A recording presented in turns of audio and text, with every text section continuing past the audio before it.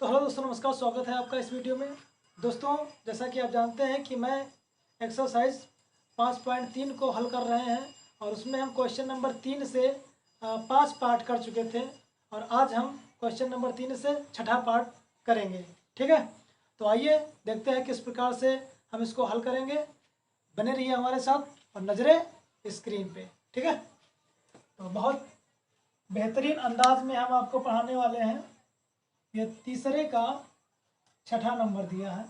इसमें दे रखा है a बराबर 2 दिया है और d बराबर 8 दिया है।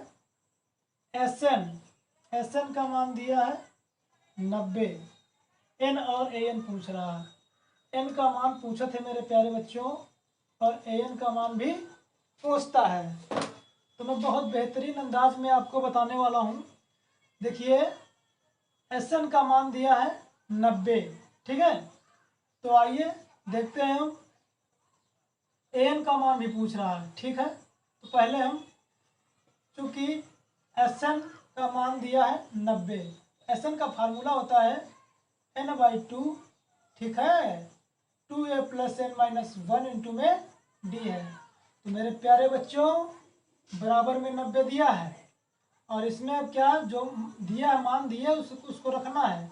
तो n/2 और ये 2a, a का मान दिया है, a का मान दिया है 2 + n-1 इंटू में d का मान दिया है 8 बराबर में 90। ठीक है, ये उधर जाके गुणा में चला जाएगा, यानी n 2 दूना 4 + 8n-8 बराबर में 90 गुणे में 2। ठीक है, समझ मेरे आ रहा कि नहीं?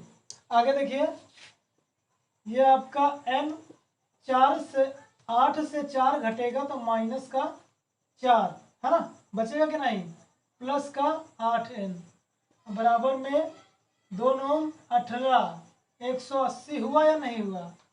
अब यहाँ से हम गुणा कराएंगे तो ये हमारा बनेगा -4n + 8n² बराबर में 180। इसको पहले लिख सकते हैं बड़ी घात वाला, है ना, और -4n बराबर में 180। यहाँ से कॉमन निकालेंगे हम कितना, 4, तो ये बचेगा 2n - n बराबर में 180।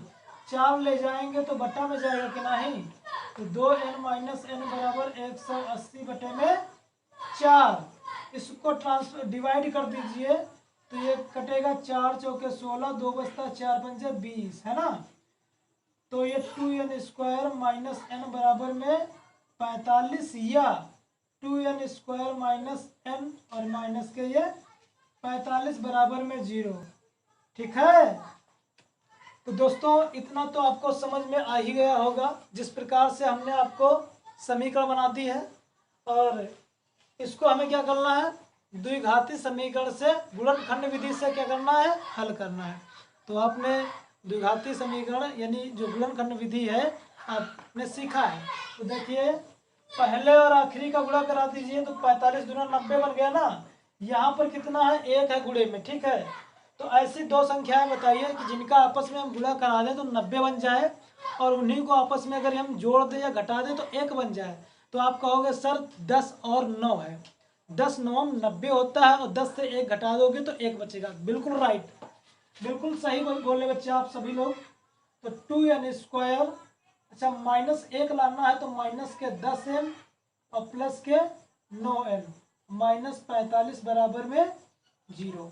यहाँ से कॉमन निकालेंगे 2, है ना, तो n - 2 पंजे 10 और प्लस यहाँ से कॉमन निकालेंगे हम 9। ठीक है, तो n - 9 अपना 45। ये तो हो गया आपका इक्वल, यानी n - 5 दूसरे में जाएगा 2 क्या 2n + 9, है ना, बराबर में 0। n - 5 बराबर 0 या n बराबर में 5। इधर 2n + 9 बराबर में 0 या 2n बराबर में -9 या n बराबर में -9/2। तो यहाँ पर हम देख रहे हैं n का मान पूर्णांक है 5 और ये आपका पूर्णांक नहीं है। तो हम कहते हैं n होता क्या है, n होती है एक संख्या।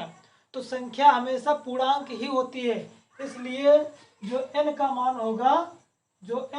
होगा वो 5 होगा। ठीक है, यह इम्पॉसिबल है। तो n का मान आ गया 5। अब हमें क्या निकालना है प्यारे बच्चों? an निकालना है। तो चूंकि अपन जानते हैं an बराबर होता है a plus n minus 1 into में d। ठीक है, तो a का मान 2 रखेंगे प्लस n का मान अभी हमने सॉल्व किया 5 माइनस का 1 इंटू में d का मान दिया है 8।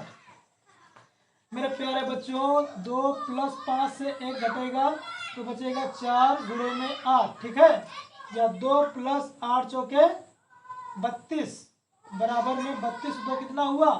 34 हुआ।